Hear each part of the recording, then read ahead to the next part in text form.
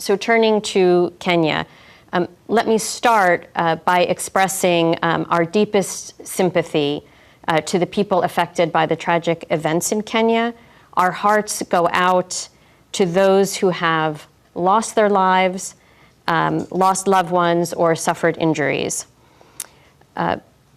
With respect to Kenya's broader situation, I think it's important to say that the situation in Kenya reflects broader challenges facing many of our low-income members. Many of these countries are experiencing a funding squeeze, including on account of tighter global financial conditions and reduced availability of concessional financing.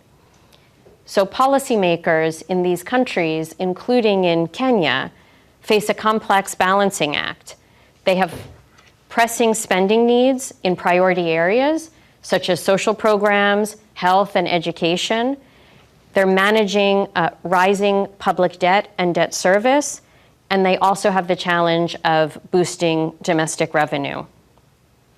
For Kenya specifically, the goal of our IMF-supported program is to help establish sound macroeconomic fundamentals.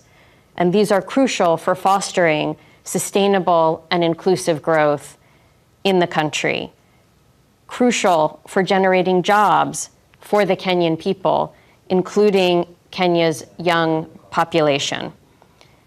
We are currently working with the authorities to ensure that these objectives can be met.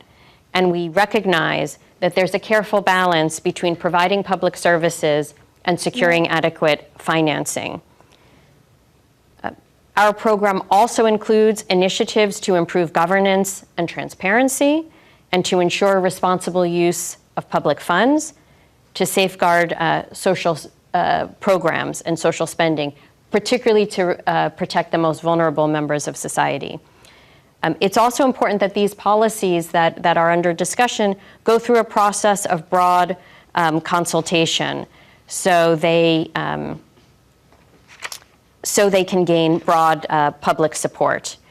We remain committed to supporting Kenya in its effort to achieve inclusive growth.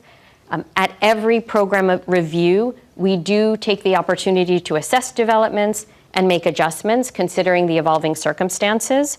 And that's exactly what we're doing in our active and constructive discussion with the Kenyan authorities.